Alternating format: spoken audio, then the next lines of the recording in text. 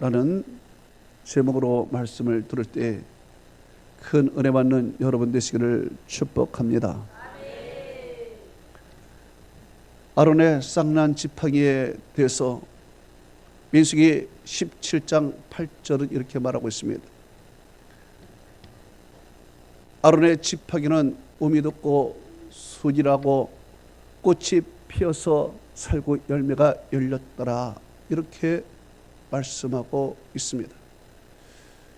지팡이는 마른 막대기인 것입니다. 거기에는 아무런 생명력이 없는 것입니다. 또한 지팡이는 뿌리도 없습니다. 그렇기 때문에 거기에 우미 돋고 순이 나서 꽃이 피고 살구 열매가 맺는다는 것은 불가능한 것입니다. 이것은 기적 중에 기적인 것입니다. 그런데 하나님께서 그 지팡이에 이런 놀라운 역사를 만드신 것입니다. 그리고 하나님께서는 그 아론의 지팡이를 어디에 두라고 했는가? 바로 하나님의 법궤 증거궤 앞에 두라고 했습니다. 민수기 17장 4절은 이렇게 말씀하고 있습니다. 증거궤 앞에 두라 그랬습니다. 또한 민수기 17장 10절은 이렇게 말씀하고 있습니다.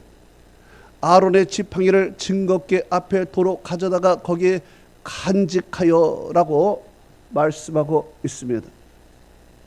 그렇기 때문에 아론의 지팡이는 바로 이 증거궤 법궤 앞에 두었다는 것입니다.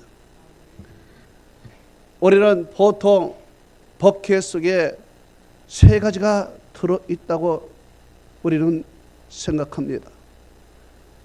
돌비가 들어있고 만나를 둔 항아리가 있고 그리고 아론의 쌍난 지팡이가 법궤 속에 들어있다고 하는 것입니다.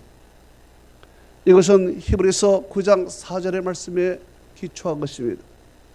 히브리서 9장 4절은 이렇게 기록하고 있습니다.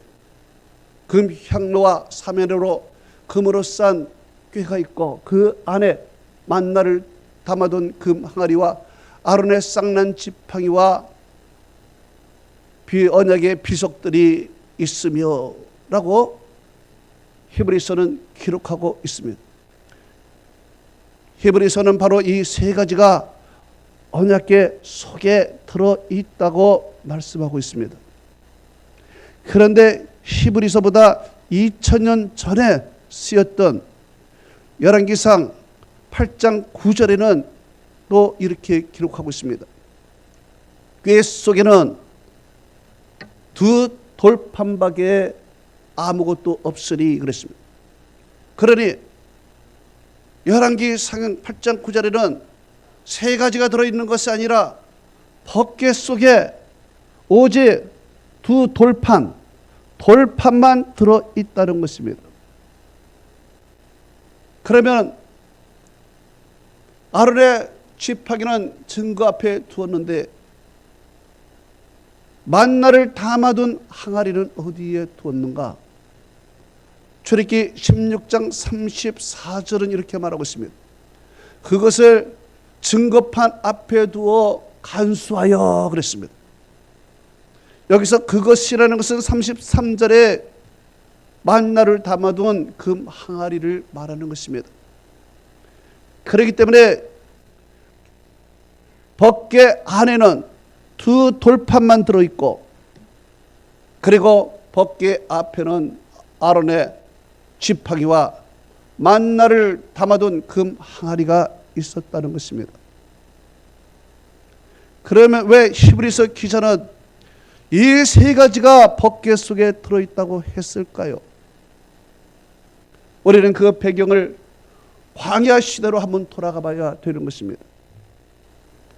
광야 시대 때 하나님께서 모세에게 성막과 지성소 그리고 그 안에 담아둘 그 안에 있을 법궤를 만들라고 했습니다.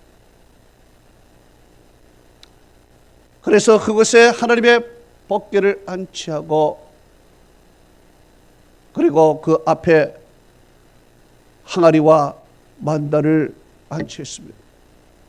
그렇지만 이 광야에서는 성막을 이동해야 됩니다. 법궤를 또 이동해야 됩니다. 이 법궤를 이동할 때 레위 사람들이 그 법궤를 지고 이동을 하는 것입니다. 그런데 그 이동할 때에 감히 누가 만나를 둔 항아리와 아론의 쌍난 지팡이를 손에 들고 갈 수가 없는 것입니다. 감히 이 거룩한 성물을 손으로 들고 갈 수가 없는 것입니다.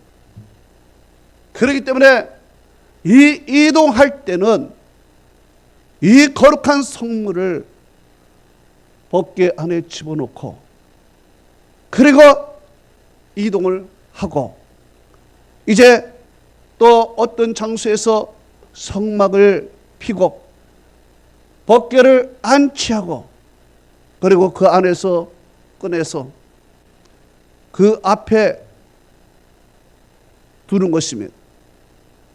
바로 히브리서 기자는 그 광야 시대의 법궤를 이동할 때 그때 들었던 그것을 얘기하고 있는 것입니다.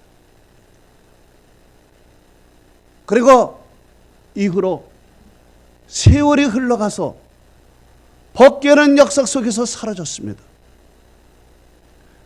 아울러서 아론의 쌍난 지팡이도 사라졌습니다. 그리고 만나를 담아둔 금 항아리도 사라진 것입니다. 바로 이 만나와 아론의 쌍난 지팡이를 함께 두었던 그 법궤가 이동 중에 어디엔가 사라져 버린 것입니다. 그것은 아무도 모르는 것입니다. 역사 이래로 아무도 모르는 것입니다. 그래서 오늘날의 시오리즘은 이 법궤 찾기를 지금 운동을 하고 있는 것입니다. 그런데 이 법궤가 지금 어디에 있는가? 그 원인을 찾기 위해서 많이 노력을 하는데 대충 한 4가지가 있습니다. 이 법궤가 이디오피아의 약술 사원에 안치했다고 이야기하는 사람도 있습니다. 두 번째로 AD 70년에 로마의 디도 장군이 와서 예루살렘을 침공할 때 그때 유물로 가져가다가 분실했다는 이야기도 있습니다. 세 번째로는 세월의 흐름에 따라서 자연히 유실됐다라는 이야기가 있는 것입니다. 마지막 4번째로는 바벨론의 포로 시절에 에레미야 선지자가 하나님의 법궤를 바벨론으로 가져갈 수 없게 만들기 위하여 느보산 어느 곳에 숨겨두었다는 이야기가 있습니다. 그것을 뒷받침하는 말씀이 에레미야 3장 16절에서 17절에 있습니다. 거기에 이렇게 기록되어 있습니다. 너희가 이 땅에서 번성하여 많아질 때에 사람들이 여호와의 언약궤를 다시 말하지 아니할 것이요 생각하지 아니할 것이요 기억하지 아니할 것이요 찾지 아니할 것이요 다시 만들지 아니할 것이며 그때 예루살렘에 그들에게 여호와의 보좌라 일컬음이 되고 그리로 모든 백성이 모이리라 말씀하고 있습니다. 자, 이제 에레미야는 말했습니다. 다시는 너희들이 하나님의 법궤를 말하지도 않을 것이다. 생각하지도 않고 기억하지도 않을 것이요 찾지도 않을 것이요 다시 만들지 않을 것이다. 왜냐하면은 이제 예루살렘이 하나님의 보호자가 될 것이고 그곳에 온 백성이 다 모이리라 그랬습니다. 이 말이 무슨 뜻입니까? 이제는 법궤는 이 법궤라는 그러한 물체는 역사 속에 사라졌지만은 이 법궤와 같은 분이 예루살렘의 보호자에 계실 텐데 그분이 바로 메시아이신 예수 그리스도라는 것입니다. 예수 그리스도는 어떤 분이십니까? 그분은 만나이십니다. 우리에게 일용할 양식을 주시는 분이십니다. 그분은 능력의 주님이십니다. 기적을 베푸시는 주님이십니다. 죽은 자를 살리시는 분이십니다. 그분은 보호자와 같은 분이십니다. 그렇기 때문에 예수 그리스도께서 임하실 예루살렘에 모든 백성이 다 모인다는 것입니다. 여러분, 우리가 믿는 예수 그리스도는 누구십니까? 그분은 말씀이십니다. 그분은 능력이십니다. 그분은 보호자이십니다. 그렇기 때문에 우리는 예수 그리스도로 말미암아 하나님의 지성소 보호자 앞으로 날마다 나가는 것입니다. 히브리서 4장 16절은 말하고 있습니다. 그러므로 우리는 긍휼하심을 받고 때를 따라 돕는 은혜를 얻기 위하여 은혜의 보좌 앞으로 담대히 나가실지라. 우리는 예수 그리스도로 말미암아 하나님의 보좌 앞에 담대히 나가서 우리 주님을 만나게 되는 것입니다. 이제 다시 본론으로 돌아가서 그러면 하나님께서 왜 이 아론의 지팡이를 법궤 앞에 두라고 했을까요? 그 이유가 바로 민수기 17장 10절 오늘 본문에 나와 있는 것입니다. 여호와께서 또 모세에게 이르시되 아론의 지팡이를 증거궤 앞에 도로 가져가 거기 간직하여 반역하는 자들에 대한 표징이 되게 하고 그들로 나를 원망하지 않고 죽지 않게 하려 함이라 그랬습니다. 자, 증거궤 앞에 하나님의 그 아론의 지팡이를 둔 이유는 반역한 자들에 대한 표징이 된다. 그리고 반역한 자들이 하나님을 원망하지 않고 그리고 죽임을 당하지 않기 위하여 그 앞에 하나님께서 아론의 지팡이를 두게 했다, 이것입니다. 도대체 이것이 무슨 말입니까? 이제 우리는 이 말을 알기 위해서 역사를 다시 한번 살펴봐야 됩니다. 하나님께서 모세를 하나님의 이스라엘의 지도자로 세웠습니다. 그리고 모세에게 율법을 주시고 모세는 그 율법을 백성들에게 반포하고 모세는 그 율법대로 백성들을 다스리고 재판을 했습니다. 그리고 하나님께서는 그 모세의 형 아론을 대제사장으로 삼았습니다. 그리고 그 자손들을 대제사장으로 삼았습니다. 이 보니까 모세와 아론이 누구입니까? 레위 지파입니다. 레위 지파 두 사람이 이스라엘을 정치적으로나 행정적으로나 사법적으로나 모두가 다 다스리고 있었던 것입니다.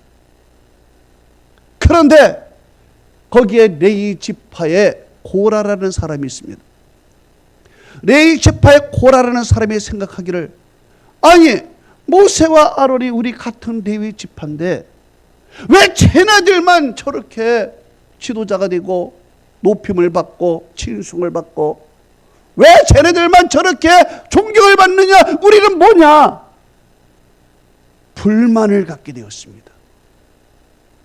또 루벤 지파, 야곱의 첫째 아들 루벤 지파에 속한 아비람과 다단과 온이 있습니다.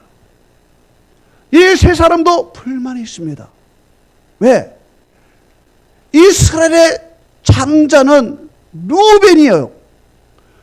루벤 지파가 장자인데 장자로서 그 동생 지파들을 잘 우리가 지도하고 다스려야 될 지도자의 위치에 루벤 지파가 있어야 되는데, 아니 레위 지파가 지도자가 되고 또 레위 지파와 짝짝꿍을 한 유다 지파가 12지파 중에서 맨 앞장을 서고 있단 말입니다. 그러니까 루벤 지파 세 사람이 보기에 이것은 아니다. 왜 우리가 지도자가 되어야 될 지파인데 왜 쟤네들이 지도자가 되느냐? 말이 안 된다 이거. 불만이 가득 찬 것입니다. 그래서 레위 지파에게 속한 고라와 루벤 지파에 속한 아비람과 다단과 온이 마음이 하나가 되어버렸습니다. 마음이 딱 하나가 되어서 우리 한번 단합해서 저들을 혼을 내주자. 당을 지어봤습니다. 당을 지었어요. 그래서 이제 당을 지어서 사람들을 규합하는데 250명의 지휘관들이 거기 합세를 해버린 것입니다. 합세를 해서 이제 모세와 아론을 대적하게 되는 것입니다. 성경은 이렇게 말하고 있습니다. 민수기 16장 3절에 그들이 모여서 모세와 아론을 거슬러 그들에게 이르되 너희가 분수에 치나도다. 온 회중이 각각 거룩하고 여호와께서도 회중 가운데 계시거늘 너희가 어찌하여 여호와의 총회 위에 스스로 높이느냐 말한 것입니다. 즉 우리들도 다 평등하다 이거예요. 하나님이 우리 가운데 계시고 다 거룩하고 다 같은데 왜 너희들만 높아져? 왜 너희들만 지도자가 되어야 돼? 우리는 인정 못해. 너희들 인정 못하. 이야기한 것입니다. 그때 모세가 당황을 한 것입니다. 당황을 해서 모세가 그들에게 얘기를 했습니다. 민수기 16장 7절에 이렇게 얘기를 했습니다.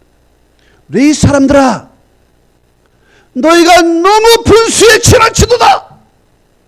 9절은 이렇게 말했습니다. 여호와의 성막에서 봉사하게 하시며 회중 위에 서서 회중을 대신하여 섬기게 하심이 작은 일로 여기느냐 이 얘기했습니다. 저 모세가 얘기한 것입니다. 지금 너희들도 다 하나님을 섬기고 다 회중 위에 서서 여호와의 성막에서 봉사 각각 다 일이 있는데 너 그거 우습게 봐? 그거 작게 보는 거야? 그리고 너희들은 인간적인 생각과 인간적인 권력욕에 눈이 멀었구나 이야기한 것입니다. 그리고 250명의 지휘관과 그 밑에 있는 모든 부하들이 맞다 모세를 향하여 원망하는 것입니다. 모세가 타협하기 위해서 그들을 불렀습니다. 자, 다돌리게 하기 위해서 불렀는데 안 오는 것입니다. 즉 거역하는 것입니다. 너와 우리는 이제 아니다. 거역하는 것입니다. 그때 하나님께서 이제 벌을 내리시는 것입니다. 성경은 이렇게 기록하고 있습니다. 민수기 16장 32절에 땅이 그 입을 벌려 그들과 그들의 집과 코라에게 속한 모든 사람과 그의 재물을 삼키매 그랬습니다. 또 33절은 이렇게 말하고 있습니다. 그들이 회중 가운데서 망하니라 그랬습니다. 즉 하나님께서 지진을 일으켜서 반역하는 자들을 땅속으로 다 묻어버린 것입니다. 그리고 그들에게 각종 재물까지 다 묻어버린 것입니다. 그런데 주위에서 사람들은 회개하고 반성하지 않냐고 오히려 모세와 아론을 원망하는 것입니다. 오히려 저 잘못한 사람들을 두둔하고 모세와 아론을 원망하는 것입니다. 41절은 이렇게 기록하고 있습니다. 온 회중이 모세와 아론을 원망하여 이르되 너희가 어찌하여 여호와의 백성을 죽이느냐 그랬습니다. 아니 그들을 두둔하면서 모세와 아론을 원망하는 것입니다. 적반하적이 되어버린 것입니다. 이것을 하나님께서 보시고 안 되겠다 하시면서 하나님이 그들에게, 그 회중에게 연병을 보냈습니다. 연병을 보냈어요. 성경은 이렇게 말하고 있습니다. 민수기 16장 49절이 고라의 일로 죽은 자 외에 연병으로 죽은 자가 14,700명이더라 그랬습니다. 그러니까 고라로 죽은 자, 고라 일로 죽은 자는 땅 속에서 다 죽고, 그리고 그를 두둔하는 자들은 연병으로 차 죽어버렸습니다. 하나님께서 다 심판한 것입니다. 그리고 나서 하나님은 이제 이 일이 있고 나서 하나님은 말씀한 것입니다. 너희들이 12지파이지? 지파별로 지팡이 하나씩을 다 가져와. 지팡이 하나씩을 다 가져와. 그리고 그 지팡이에 대표자 이름을 다 써. 이름을 다 써. 지팡이에. 그랬습니다. 성경은 이렇게 말하고 있습니다. 민수기 17장 2절에서 3절에 그들의 지파야, 그들의 조상의 가문대로 모든 지휘관들에게서 지팡이 12를 취하고 그 사람들의 이름을 그 위에 쓰되 네 지팡이에는 아론의 이름을 쓰라 그랬습니다. 그리고 그 이제 12지파에서 가져온 지팡이 12개를 하나님의 법궤 앞에 딱 갖다 놨습니다. 12지팡이를 하나님의 법궤에 갖다 놓고 하나님께서 이제 말씀하셨습니다. 민수기 17장 5절에 이렇게 말했습니다. 내가 택한 자의 지팡이에는 싹이 나게 하리니 그랬습니다. 자, 하나 12지팡이가 있는데 내가 택한 자의 지팡이에 싹이 나게 하겠다 그랬어요. 싹이 나게 하겠으니 이제 너희들은 이제 원망을 그쳐라. 그래서 죽임을 당하지 않게 하라 말씀한 것입니다. 이제 12지팡이를 법궤 앞에 갖다 놨습니다. 그리고 이튿날 모세가 법궤 앞에 갔습니다. 갑들이 무슨 일이 일어났습니까? 민수기 17장 8절에 이렇게 말씀했습니다. 아론의 지팡이는 싹이 나고 um이 나고 꽃이 피어서 살구 열매가 열렸더라. 놀라운 기적이 일어났습니다.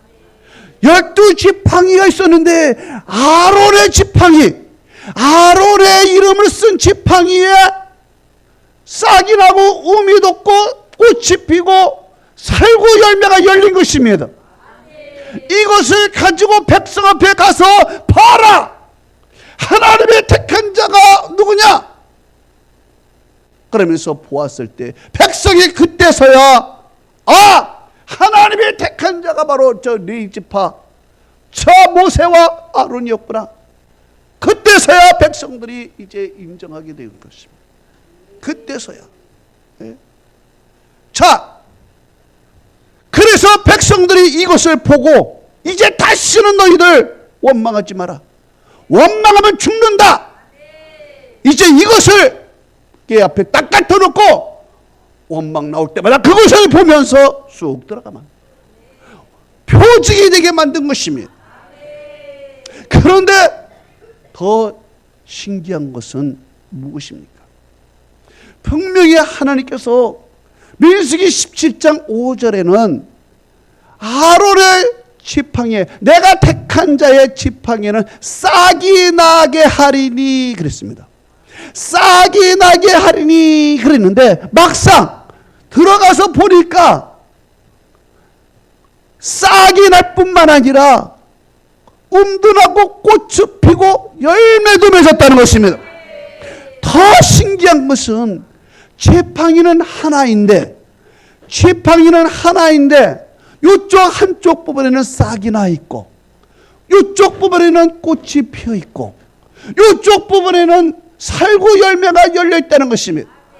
지팡이 하나에 싹도 있고 꽃도 있고 거기에 살구 열매도 열려 있고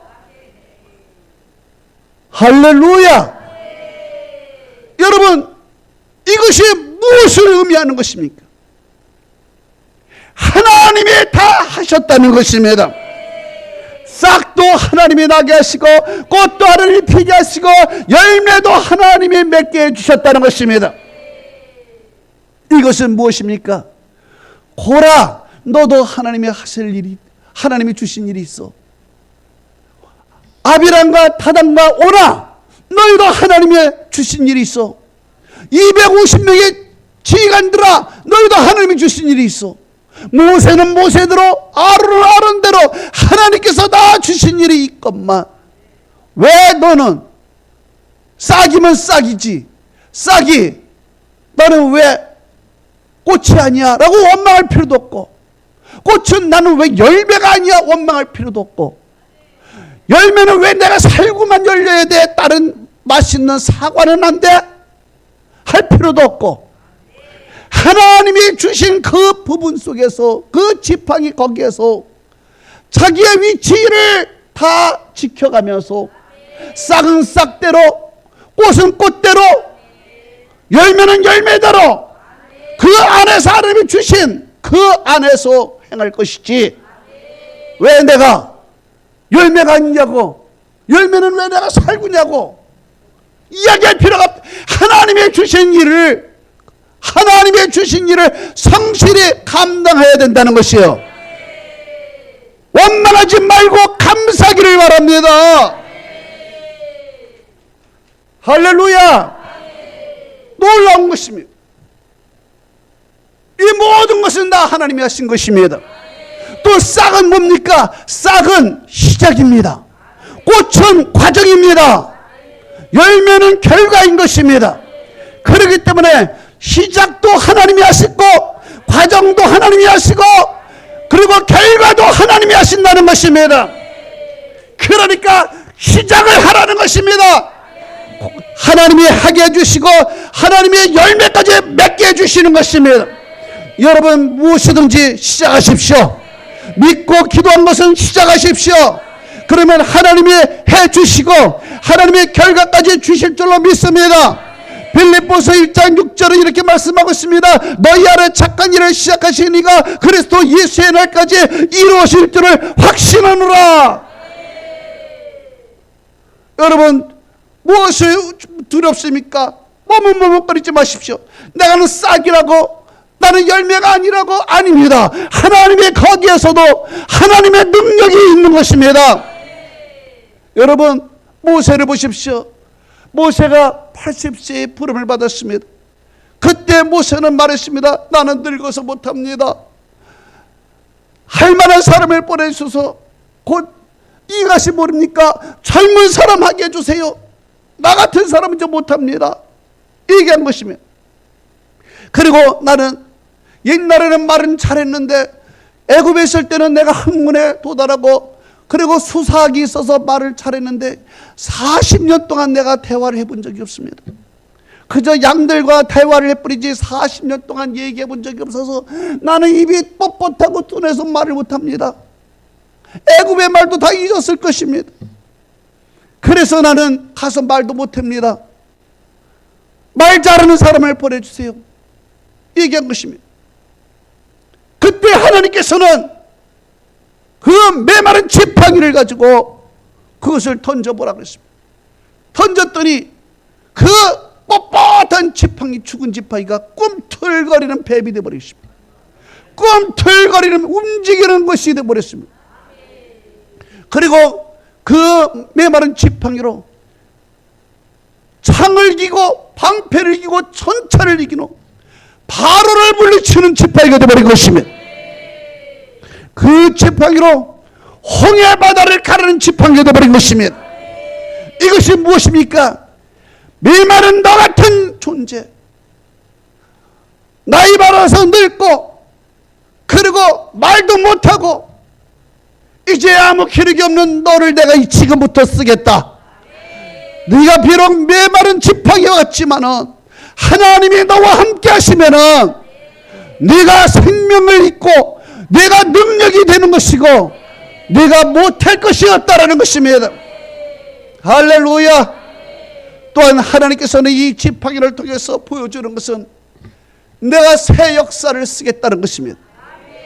지금까지 죽음의 역사였습니다. 지금까지 땅이 갈라져서 죽었고 연병이 와서 죽었고 그리고 그들이 다 망해버렸습니다. 다 죽은 역사, 망한 역사였는데 이제부터 이 지팡이에서 음이 돋고 순이 나고 꽃이 피고 그리고 열매가 맺듯이 내가 이제 산 역사, 살아있는 역사를 만들어주겠다. 이제 광야에 싹이 나게 하겠고 가나안 땅에 꽃이 피게 하겠고 온 세계 위에 열매를 맺게 하겠다는 것입니다. 이것은 하나님의 아브라함과 하신 약속인 것입니다.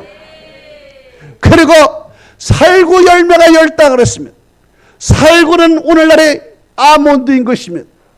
우리가 먹는 아몬드가 이거 살구인 것입니다. 이것은 언제 피느냐? 봄에 가장 먼저 피는 것입니다. 그래서 살구가 열렸다, 아몬드가 열렸다 그러면 이제 깨어났다, 만물이 깨어났다, 소생했다는 것입니다. 그래서 아몬드, 살구라는 뜻은 깨어나다, 그리고 지켜준다, 지켜준다, 이 뜻이 있는 것입니다. 이것이 무엇입니까? 이제까지 고라와 아브람과 다단과 온으로 250명으로 시작한 이 죽음의 역사, 망하는 역사는 이제 끝이다. 이제 그 망하는 역사, 죽음의 역사는 끝이고 이 메마른 지팡이에서 음이 오고 순이 나고 꽃이 피고 그리고 열매가 열렸듯이 이제 하나님의 구원의 역사, 살아있는 역사는 지금부터 시작이 된다는 것입니다. 인류는 지금까지 죽음의 역사였습니다. 인류는 지금까지 망하는 역사였습니다. 그러나 메마른 지팡이와 같은, 메마른 막대기와 같은 이 십자가를 지은 예수 그리스도, 이 메마른 막대기 십자가에서 이제 생명의 음이 돋고 순이 나고 거기서 구원의 꽃은 피고 거기서 구원의 완성은 이루어진다. 십자가에서 이제 다시는 죽음은 사라졌다. 저주는 사라졌다. 망하는 역사는 사라졌다. 이제 십자가에서 다시 새로운 생명이 시작이 됐다. 구원의 역사가 시작이 됐다. 구원의 완성이 이루어진다. 그때까지 아몬드, 살고 내가 너를 지켜주겠다. 할렐루야. 결론을 맺습니다. 이제까지 우리는 죽음의 역사였습니다. 망하는 역사였습니다. 그러나 이제는 그 지팡이에서 음이 오고 순이 나고 꽃이 피고 살구 열매가 열듯이 이제 이 인류는 죽음의 역사였습니다. 망하는 역사였습니다. 저주의 역사였습니다. 지옥의 역사였습니다. 그러나 이 메마른 막대기에 올라가서 이제 우리를 대신하여 십자가에 돌아가신 예수 그리스도로 말미암아 우리는 이제 생명이 다시 시작이 되었고 구원의 완성을 이루어주시는 것이고 구원의 완성을 이루기까지 하나님은 끝까지 우리를 지켜주시는 것입니다. 하나님의 은혜와 축복이 여러분에게 함께하기를 축원합니다. 아멘.